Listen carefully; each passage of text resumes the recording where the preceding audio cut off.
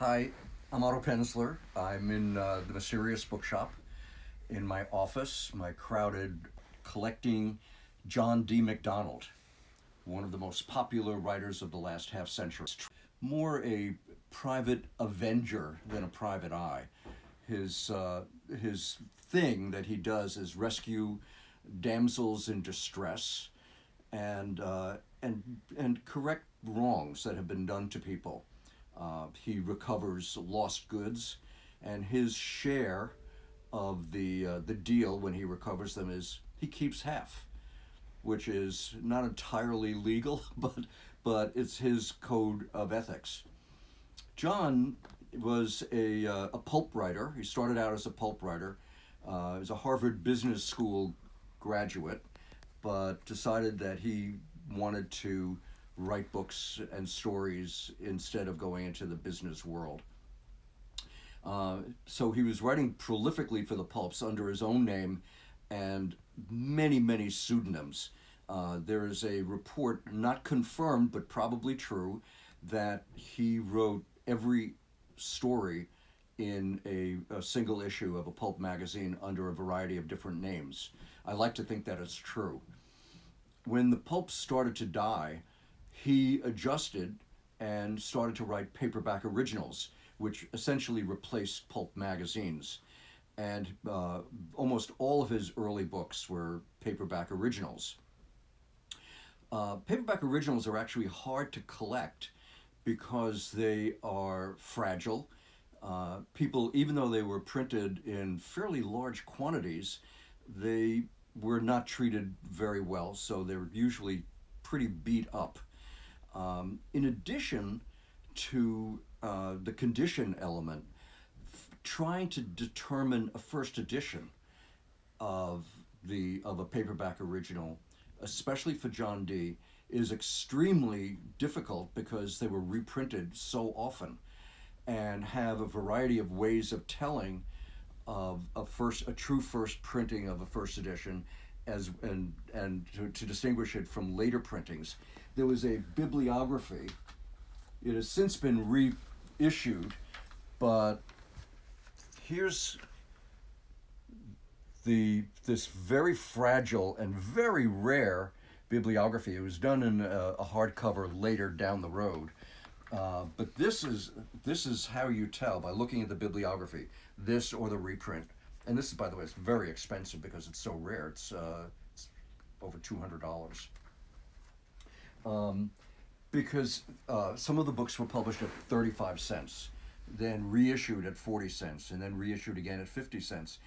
And paperback publishers didn't care about just finding a first printing. They were just reprinting books and trying to sell as many as they could.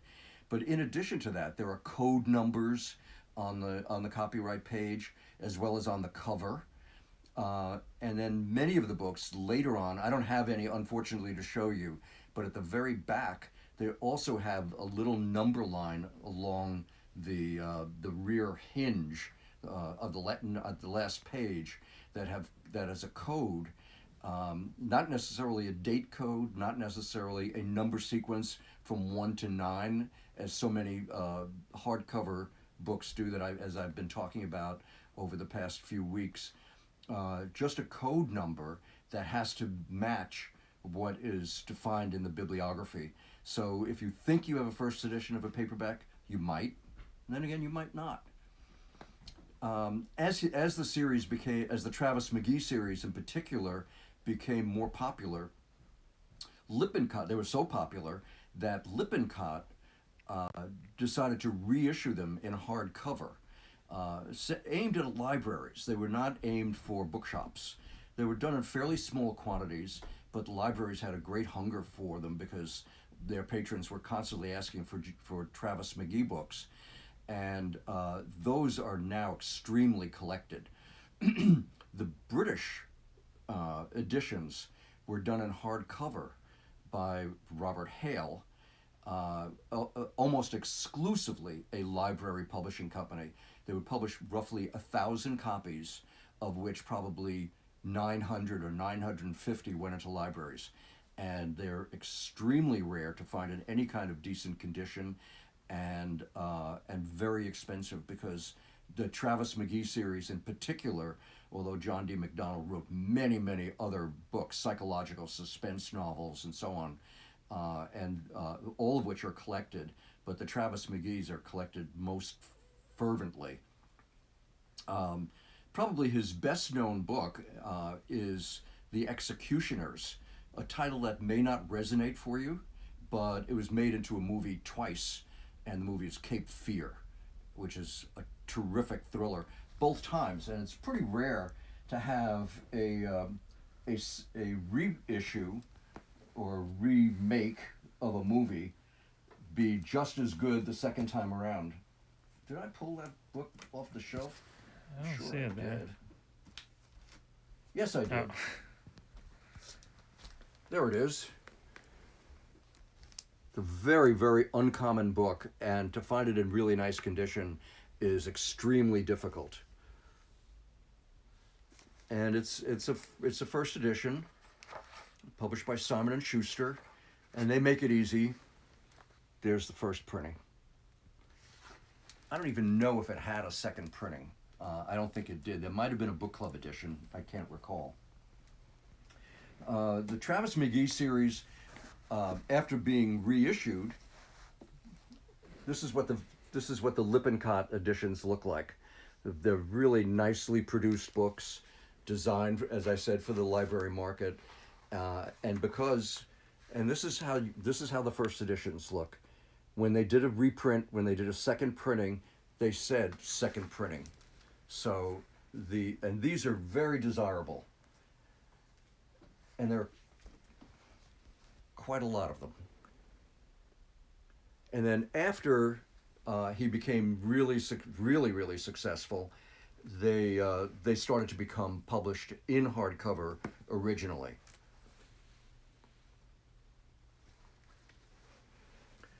Now, one of the things that was unusual about John D. is that he was kind of reclusive. He didn't go out and do book signings. He didn't go out on talk shows or that sort of thing. He just wanted to stay home and write his books. He lived on the water and was a boatman. Loved his boats. In fact, he put Travis McGee onto a boathouse called the Busted Flush, a boat that he won in a poker game, and named it the Busted Flush. Years ago, I ran BoucherCons in New York, 2 of them, with my friend Chris Steinbrunner. And we decided that a great guest of honor would be John D. MacDonald. And at that time, this is about 40 years ago, I did not know that he was reclusive. So I wrote him a letter asking him to be the guest of honor at the BoucherCon. This is before email. This is before any of that. This is sitting down and typing a letter and mailing it. So I did, and we all agreed this was a great idea. BoucherCon was here in New York, and there was no answer. A month went by, 6 weeks went by, and now we're starting to get a little closer to where we have to start printing the program and doing all the things that you do when you run a BoucherCon.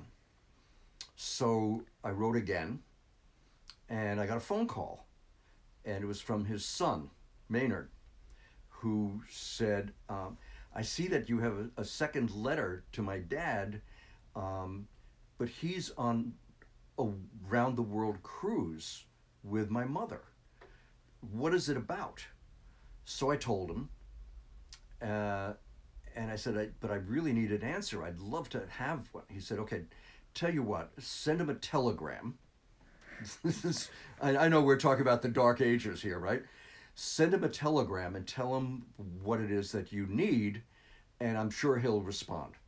So I did. I sent him a telegram, and I got a very quick response. And the response was, okay, John D. I said, great, we're set. We started printing programs and everything. He came back from his round-the-world cruise, or lengthy cruise, and called me. And he said, what did I agree to? I said, to be guest of honor at the BoucherCon. He said, what's the BoucherCon? So I told him, and he said, well, I don't really do that sort of thing. And I said, John, you said yes, so we printed the programs and everything. You have to do this. And he said, what happened was he was awakened in the middle of the night by somebody who came, read the telegram, and John Dee was very fond of scotch, and he was on vacation and was basically comatose, and said, oh, just tell him okay. So the telegram came back and said, Otto, okay, John Dee. But he did agree. And he came to New York. We sent a car to pick him up at the airport. And this is really brazen of me, I confess. I was not a nice person. John Dee showed up in the car, and I said, you know, I bet you need a drink after flying up from Florida. And he said, that would be very nice. So I took him into the bar where I had 2 shopping bags full of books for him to autograph. And he sat there sipping his scotch and very generously signing books for me. Autographed books by John D. MacDonald are extremely uncommon. They're very, very scarce. Almost all of them, when you find autographed books by John D. MacDonald, they were almost all signed at the BoucherCon in New York. I do have an example of the autograph so you can see what it looks like. That's official. It was inscribed to Barry, who I know very well, and Barry brought his books to the BoucherCon for John D. MacDonald to sign also. So just before the BoucherCon, he's the guest of honor. We've announced it. It's in the newspapers. He's coming to New York. It's all set. I got a phone call at home from Stephen King. And Steve said, I'm such a huge fan of John Dee. Would it be okay if I introduced him? So I said, yes, of course. This is a great thing for the BoucherCon and for the people attending the BoucherCon. And he said, but don't announce it. This is John Dee as the guest of honor. I don't want to take any of the light away from him.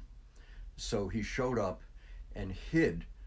He was at a table and hid behind a pillar where only the people at his table could see that they were sitting with Stephen King. And then he was announced and introduced John Dee, where he told the story of how Travis McGee got his name. And I forget the McGee part. I'm sorry. But he had a great editor at Gold Medal who were publishing his books. The editor was a man named Knox Berger, who later became an agent and one of my enemies as time went by. But he was a brilliant editor, and they came up with the name McGee because it just had a nice sort of American sound. And they named him Travis after the Travis Air Force Base, which was something that John Dee was interested in. And so that was how Travis McGee got his name, and that's how I got my books autographed.